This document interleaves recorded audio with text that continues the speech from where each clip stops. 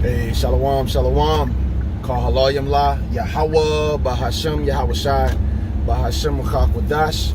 All right, peace and double honors to the apostles and elders of Great Millstone, the true teachers of all Israel. Shalom to the hopeful elect, all right? This quick in transit lesson, I'm going to go into a very spiritual dream that I had maybe 2 nights ago. And, it's just going to be a quick hit. The Lord's will is edifying. And I don't have a lot of dreams, but usually when I do have them, they be super heavy or, a lot of things going on.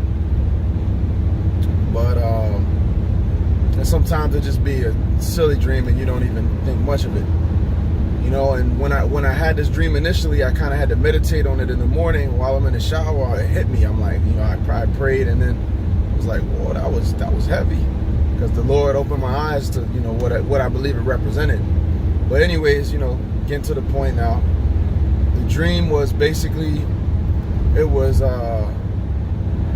a lot of things going on, but at this particular part there was a symphony orchestra, right, or some kind of opera or something like that. Basically, a song was being sung or some type of music, but it was like a classy type of event, So I'm there, and there's a few other Jakes there that are with us, and then Apostle Tahar is there. He kind of just pops into the dream, and I thought nothing of it. I was like, oh, well, we're supposed to be here at this event. We're hearing this musical, right? Or it wasn't a musical. It was like I said, an orchestra. It was a big concert hall. So we're going up these stairs, and just when we about to go to the stairs, though, these the guys that we were with, they're like, yo, let's leave, because Apostle Tahar was there, and they were like, oh, let's leave him, let's go ahead, ha ha ha, like joking, like they didn't want to wait for the apostle, So I was like looking at him like, oh, you can't disrespect a man like that, especially an apostle, So I'm waiting behind. I'm waiting behind with the apostle, and then we're going up the stairs, and there's other people there. And as we're going up the stairs, there's this one, we finally get to this long hallway going into the concert hall, right? And I kind of walked a little bit ahead just to see if I can get some good seating for us to sit. And then Apostle Tahar was there with a woman, right?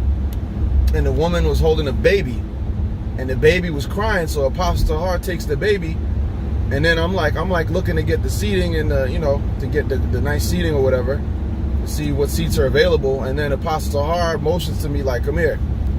And I'm like, every time I see the apostle do that or elders do that, you kind of get like, oh shit, am I doing something wrong?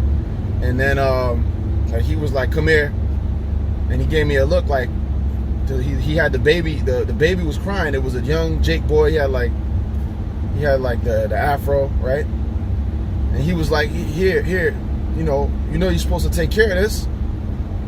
Like, he basically was like, you should know to take care of this child. Like, you gotta take care of this baby. He's crying. So then I'm like, oh, my bad. I grabbed the baby and I consoled the baby. And then we go into the concert hall, basically. So essentially, through the spirit, the meaning that I took out of it, I prayed to Yahweh Shema Shai, and the meaning that I took out of it was basically the Apostle Tahar teaching the elect. The woman could represent the truth, or the woman could represent Israel, and the baby or the brothers that are coming in, So basically, the apostles taught us, so we're supposed to teach the brothers that are coming in. Like when a baby's crying, what are they crying for? Milk. So I'm consoling the baby, and I thought about, like, once I meditate, I'm like, oh, that's the apostles exhorting us to continue and be diligent and feed his sheep. Because the scriptures say, if you love me, feed my sheep. So, it was just a beautiful dream, man. So call Allah Yahweh Shai. The point being that, know, the main point, obviously, to feed his sheep, to follow in the footsteps of the men that have taken care of the elect, you know, that have taken care to, what does the scripture say? Minister to the saints, you know, diligence toward his name and ministering to the saints. I believe that's in Hebrews, the 6th chapter, roughly paraphrasing it. So, you know, there's a reward. And also, the concert hall, that represents the new song, you know, the way I saw it and the way I, you know, perceived it from that dream. That concert hall represents the new song being sung. And when we read Revelation, the 14th chapter, what does it say? That they sung a new song and only the 144,000 could learn that song. So we're going, I'm taking the baby that's crying, and then he like calmed down. We go into the concert hall. And yeah, that's when the dream ended. We just entered into that concert hall. Everybody was all spiffy and nicely dressed, but hey, that represents the, hey, those garments, that's the truth. The garments are the truth. The new song is the truth. You know, the woman could be the nation of Israel, but also the truth, you know, because the scriptures liken wisdom unto a woman, you know. So yeah, just as the apostles have fed the elect with milk, you know, we're supposed to feed the church of Yahweh Hashem Yahweh Shai, the elect. We're supposed to have diligence in doing this, diligence to make our calling of election sure, you know. So just as, what does it say in the book of Philippians, the 3rd chapter, to be ye followers of me. So the same way that the apostles have diligently fed the Lord's lambs, which is the way to show the love for Yahweh Hashem Yahweh Shai, is to feed his sheep. If you love him, you're going to be doing this work continuously, carefully, diligently, even on them tough days, man. You know, I heard a quote that, you know, outstanding in the rain, basically, was the quote. And outstanding in the rain is like, basically, anybody could perform on a sunny day when it's nice out. You know, you got the phrase fair weather friends. But hey, if you could be outstanding in the rain, that's impressive. You know? Because it's easy to, like I said, it's easy to do well when everything's going well for us.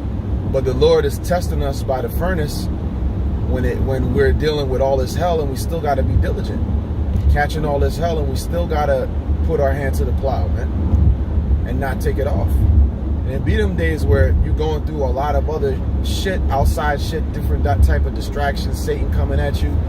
You know, Satan is moving upon your family members, different people. It might be work issues, whatever it is. You know,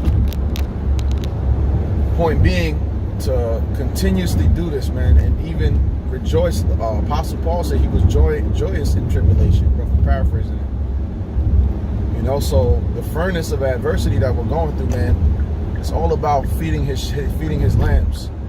You know, and the way that Apostle Tahar looked at me, like, you got to tend to this, like, you know, it wasn't like, oh, can you help? It was, you got to do this. You know, where you feel, you know, like when we first come into the truth, brothers felt condemned, like, because of the ways that we were moving in the world, you know, and we still, you know, striving to get better every day, you know, and praying to the Lord, because the scriptures say a just man falls 7 times, still gets up. But nonetheless, you still got to get up. You still got to get back to the main thing, man. And that's the balance. You know, we all got to make a living. Brothers might have businesses. Brothers might be successful with things that they do, because the Lord got the Spirit in us to where we can use this wisdom and apply it and have a certain moderate measure of success, right?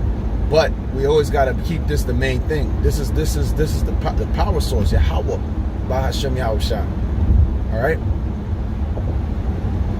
You could be catching all types of hell, you know, but as long as you're doing this work and staying diligent, hey, you have reason to rejoice, you know.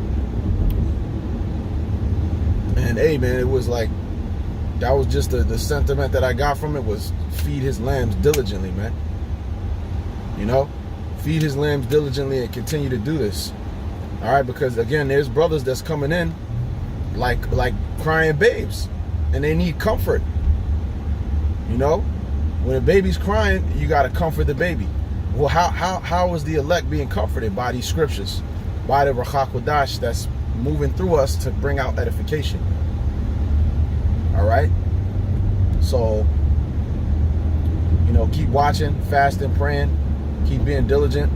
Just a quick testimony. I just want to throw that out there through the Spirit. And hey, call Allah Yamla Yahweh Bahashem Yahweh Shai Bahashem HaKodesh.